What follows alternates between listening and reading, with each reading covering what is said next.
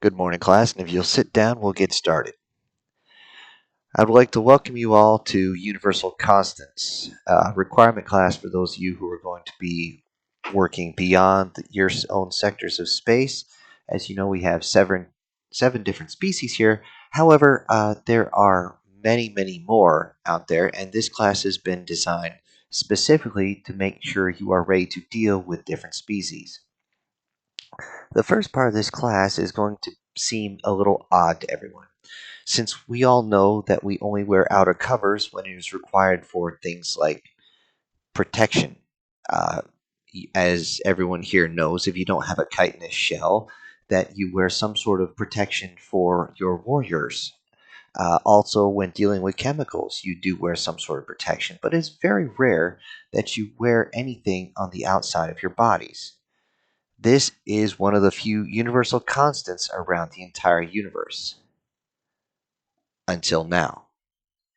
We have a new species that has joined our ranks. They are the Hyumen, if I pronounce that correctly. Hopefully, within the next few semesters, we will get a Hyumen in here to actually explain this better. However, we will go into detail as we know it of now. The Hyumen always wear outer clothing. It's very, very rare that you do not see them with an abundance of clothing, as they call it, and for different reasons. Many times it is simply for what they call style. Think of it as plumage, similar to our avian races. And it is a way of getting attention from other mates and also attention from other, of their own species.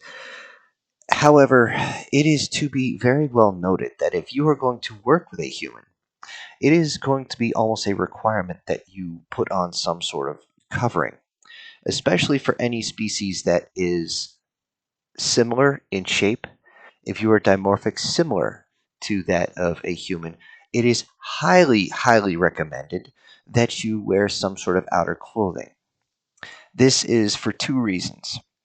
One, the humans have an odd thing about respect. They call it modesty. It's a strange concept that we haven't quite understood yet. However, it has much of its idea based on their own sexual area. All right, class, I'm just going to speak to you straight because honestly, you're all adults here. I don't have to beat around the bush. And I'm sorry, I picked up a couple of strange human phrases. I'm not going to deflect from the actual subject and take the long route so that it's much more palatable. I am simply going to tell you straight. Humans do not have a mating cycle, and because of this, they have the ability to mate at pretty much any time. Please stop the giggling. One moment. As you can see on the board now, this is a diagram of both the male and female humans. As you can see, their dimorphism allows them to tell each other apart. However, it is very well noted that they will expose themselves only to those they wish to mate with. Now, there are exceptions to this. Changing to here we go. When humans immerse themselves in water for recreation, they wear very little clothing, mostly covering these sections here, which are mostly rather the reproductive organs. It should be noted that the issues in regards to wearing clothing do not travel to each and every species. Mostly it is going to be concerned with anyone with a similar body shape of humans. Humans decide their mates mainly on visual cues. That is not to say that other species shouldn't take this into account.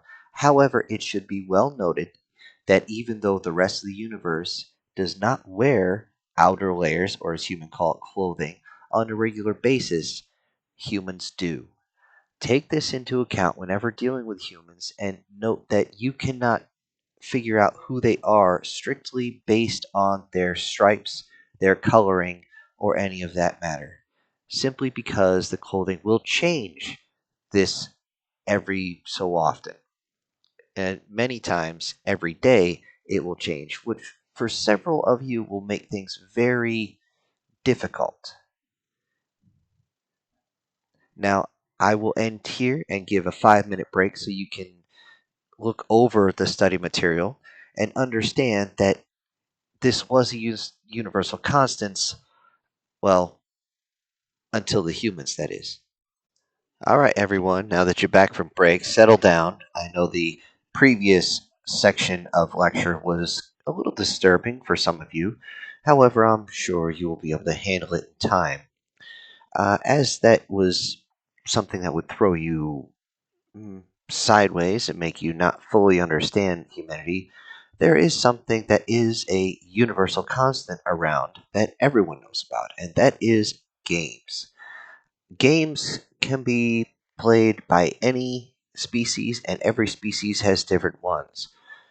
Many of you here have played very many games that have to do with science, engineering, even when you were young, games to help you learn your basic numerical values and things of that nature, and mostly are designed to make you more intellectually stimulated, to allow your cognitive processes to grow and expand at a relative or exceeded rate. Now, before I say except for the humans, I would like to say they do this as well. They have many, many, many games out there, and I will put pictures here above us of the different board games that they have that do not have that confused with when a human is bored. That is a completely different lecture. These board games are called this because they have a board on the ground that you play on. Your pieces are placed on there. Sometimes there are cards, sometimes they're not. Sometimes there's these six-sided material that have numbers on them, and you must calculate the numbers and act accordingly in order to win said game. These games are begun to express themselves around the universe. And as you can see, as the images flip through, some of them get very, very complex. And some will eventually. Stop here. As you can see, this one looks as though it is a battle simulation, as a board game. Well, it is. Humans have an innate ability to turn anything into a competition. It is just hardwired into their system. They cannot stop it. This one here, hold on, let me check my notes, is called uh, Battletech. Strange name. Yet it has been around for many, many of their decades, and they never seem to want to let it go. It is very much a war simulation, and because of that, you will have further lectures on how humans have reshaped warfare, but that is beyond the scope of this lecture. If I move on to the next slide, no, we're moving on to the next slide. Put your hands down. You can see that this next one here does not seem to have any military figurines. This is a very common one for up to 4 players called Catan, if I'm pronouncing that correctly. I have trouble with human words. But this has more to do with logistics and research, but it's still a game to see if you can bring your logistics up faster and more efficient than everyone else. These are games that are recommended. However, I will show you games that are not recommended by the majority of all species aside from human. Hold on, let me flip the video. As I talk, you can watch these videos, and this is a game they call football. Actually, they have many games called football. However, this one is much more violent. Yes, that was two humans crashing into each other at terminal velocity. And as you can see, they get right back up as they're wearing armor so that they can take that type of hit. For many of the species here, even if you were in protected plates, a hit like that would send you into the hospital for probably a week, and you'd have another 2 or 3 months of recovery time before you're even walking straight. However, humans love their competitive sports. Here's another one that is not as violent. It is called basketball. And as you can see, they are running around. They're not actually hitting into each other much. However, as you can see in this clip, one of the competitors goes up and is immediately pushed down. And yes, that is against the rules, and he was fouled, quoting his hands up. And now he gets a chance to score more points. However, he still hit the ground at a relatively high speed comparison to most. It is also to be noted that these different, as they call them, athletes, train their bodies in different ways to do the different uh, movements and forces that are required for these individual sports. This is why around the world, or around the human world, I should say, these are very commonplace.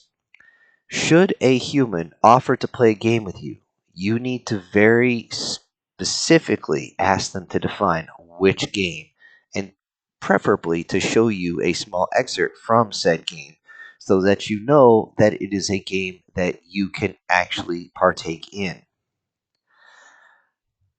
Around the world, all games are done based on intellectuality. Well, all except the humans, of course. All right, class, settle down. Yet you in the back, you can talk about our last part of the lecture after class. It is on to our next section of universal constant. Then I said sit. Now, another universal constant is going to be confusing to everyone a little bit once I get started. And that is, everyone knows that all food is being consumed raw. There is not a species in this room or anywhere that we have found that eats their food other than in its raw based form. Though we do process it out, as that Krishna will gut the fish before they eat it, or the we don't have any in this class, but if you've seen them eat, they will actually strip the leaves off of whatever vegetable they're eating and eat that and eat the stems separately. However, this is still in its raw, unprocessed form in any shape. And this is a universal constant that you must understand, except for the humans. The humans always cook their food. I see all of you looking around. What does cook mean? Well, let me explain. If you see this image here, you will see what's a human known as a kitchen. This is where they process their meals before they actually consume them. You will see many things, but the one I want you to focus primarily on is right here, this object. This is called a stove, and inside of this part is called an oven. Here is where they will cook their food. They will actually heat the meat along with several added spices to increase its flavor. And it would be nice if a few of you were not drooling at this point. You'll also find them cooking vegetables, of all things, which is odd. It is odd because part of this lecture is also to tell you that humans are the only omnivorous species out there. For any of you confused, omnivorous means that they can consume both meat and vegetable. They can pretty much eat anything. To this day, we've actually found very little items in their own planet in their natural state that they cannot consume. And those items that they cannot consume are usually used for convert into energy to make things either palatable or edible. Now, class, you need to relax a little moment here. Yes, this means that when you do see a human, they will be eating some very strange things. However, we bring this up because one of the main items of their food is going to be the smell. All you prey species, since you primarily ingest plant matter, it doesn't have much of an aroma, except for, of course, certain fruits that you eat. However, human food is going to be very, very delicate to the senses. And it should be noted that when humans cook, one item, if cooked one way, will taste a certain way and then completely different another way. It is highly recommended that you ask a human prior to consuming any of their food if there's anything dangerous in it. More often than not, they will immediately think that what is dangerous for them. You must inform them that certain spices are not good. As for myself, if I have more than 2 milligrams of capsaicin, I am going to be bedridden for several days. However, humans use capsaicin a lot in their cooking. They also use things that are poisonous to other creatures like vinegar and other items such as that. It should be noted, however, that if you can pass the safety protocols and consume it, it is highly recommended that you enjoy human cuisine, as we have found that is the most extravagant cuisine you'll ever have. So, when you are out on your business, whatever it might be, diplomatic, engineering, or whatever, be sure that if humans around, you do converse with them and you do enjoy the foodstuffs. It is also recommended that you ask how they would prepare foods that you would eat. This might just bring something extra to your family's table next time. As for the types of foods that humans cook, these vary wildly, and this is again the reason why you must ask what is in it. Mainly, you have these different ones. If you look up at the screen, when someone eats, it's usually started with a beverage of some sort. These beverages very, very, very different from each other. You have from simple H2O to all the way to what's known as hard liquor.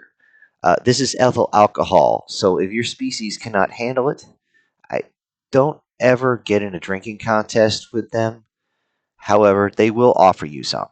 It is, in their words, polite. After the drink usually comes something like an appetizer. As some of you can see, this is enough to fill the gut of half of the species in this room. However, for a human, this is just something to calm their stomach prior to them receiving their main meal. Yes, you can quiet the gasps now, everyone. The next is what they call a entree.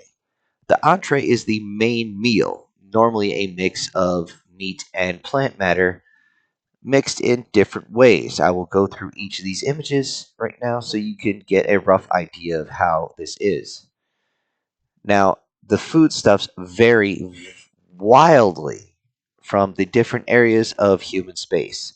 Ever since they took off from their home planet and started bioengineering their own plants, they've come up with some items that even humans think are strange. So please do keep this in mind. Should you be able to finish the entire entree, it is expected of you to clear your plate, as in whatever is in front of you, you should eat as much of as possible if you are physically capable of doing so. Obviously, if it's mixed with something your body cannot handle and they did not know this, do not be alarmed and simply inform them that they have made a meal that you physically cannot eat. Normally, they will simply apologize and remove the plate from in front of you and retrieve something you can.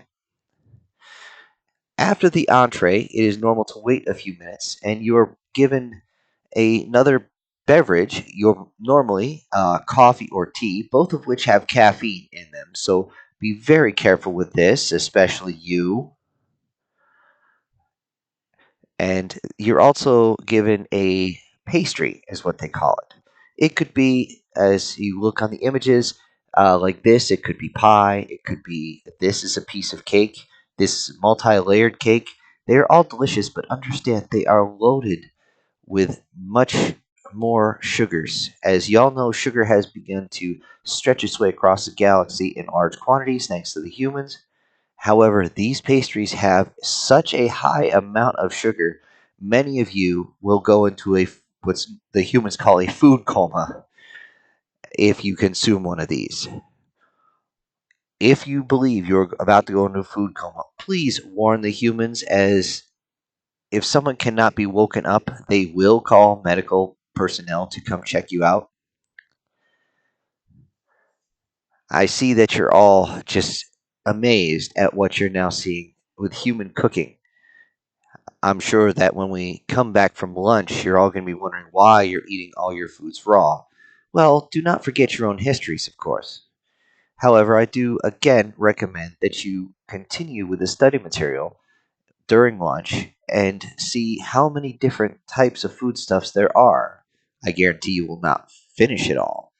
However, it would be a very good idea when searching to limit it to certain items you cannot digest and put those on the do not eat list.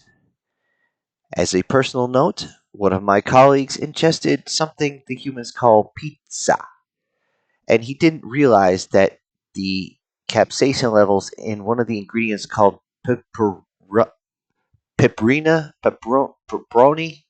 it was a meat that was on there. Uh, Ended up not only sending her to the infirmary, but caused her to go into her mating cycle 3 months early, and her mate was not around. As you could understand, for one of our species, that would be disheartening. So understand these, and before you actually consume any human food, you should have a list of items that you should and should not eat. Of course, keep that in a small data pad on you if you end up working with humans. As I look up now, I see that it's a good time to stop as we are about to break for lunch. I will see you all here for your next class. Dismissed. All right, class, settle down. Everyone take your seats and we'll get started again. I said take your seats. Yes, I see you in the back. Put down your data pad and pay attention. We are going to continue our class on universal constants. One of the universal constants, as we all know, is that everyone here has a type of natural offense and defense.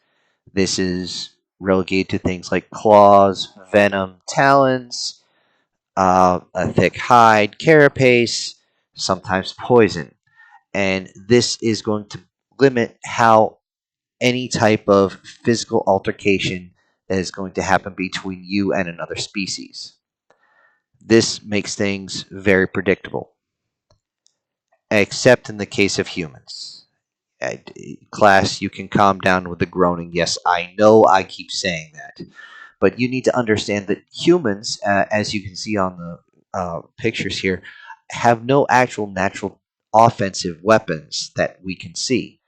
They may have binocular vision, and that makes them a predator in our eyes. However, they have no spikes, they have no claws, they have no carapace, no beaks, no talons, nothing of that nature. So they have become very, very adaptive, which means anything they pick up can become a weapon. However, as you'll see in this video here, this is one of their competitions called Mixed Martial Arts. And as you can see, they use their upper and lower manipulators to strike and also to hold their opponents down. Now, this is actually a what they call a cage fight. This is something you would see competitors do to each other. This is not warfare. If we look at this next video, you can see what's known as a bar fight, and then you'll see people, as in humans, grabbing items and using them as weapons. They don't simply stick to their own manipulators as weapons.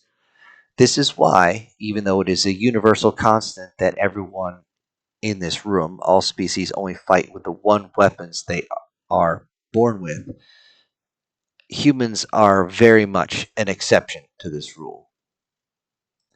All right, everyone, settle down. It's time to start our final class of this semester on the universal constants that you will be facing once you enter the larger galaxy or universe. We saved this one for last because, of course, most of you are going to be snickering the entire way through, and I hope that you will keep everything to a minimum. Yeah, I will put it on the board here in a moment, but as everyone knows in this room, all of your species have a mating season. Yes, you can calm down with the side comments right now and the side glances. As you know, we all have a mating season. This is one time, and it's usually within one cycle of our planet, that we have an impenetrable urge to find a mate and reproduce. Now, as you know, most species have been able to push this off to the side and will bypass a mating season until they are ready to reproduce. This is except for the humans. Humans don't have a mating season. They don't go into heat. They don't go into rut. This is to be understood. We touched on this on previous classes. However, understand that the female human goes into estrus secretly. Yes, I see all you males looking at each other and saying, "What? How am I supposed to know if she's interested if I can't smell it or see it?" Well, therein is the difficulty that you will find many human males talk about, as they do not know when a female is interested. It is not outwardly showing as it does on every other species. As you know, some get more colorful plumage, some get highly aggressive. In one case, a small amount of fluid is dripped from the temples of the Karensa, who I don't believe, no, we don't have any in this class right now, because it is actually their rut, and they are quite aggressive at the time, even though they're extremely docile at other times. It is also to be noted that human males do not have a rut. I said this before. They are pretty much willing to mate at any time. Uh, you two females can quit it with the giggling. When the humans do arrive, this is to be taken to the utmost importance, as they have a whole plethora of rules coming down to how to act around them if you are interested in becoming their mate. At first, you would have to court them. It's more than just a simple dance, it's more than just letting off pheromones. Far, far much more. You have to remember these are Death Worlders, and one of the only Death Worlders that we are ever going to have, one would hope, which makes things complicated. So before I keep going, just remember every single species has a mating season, except for humans.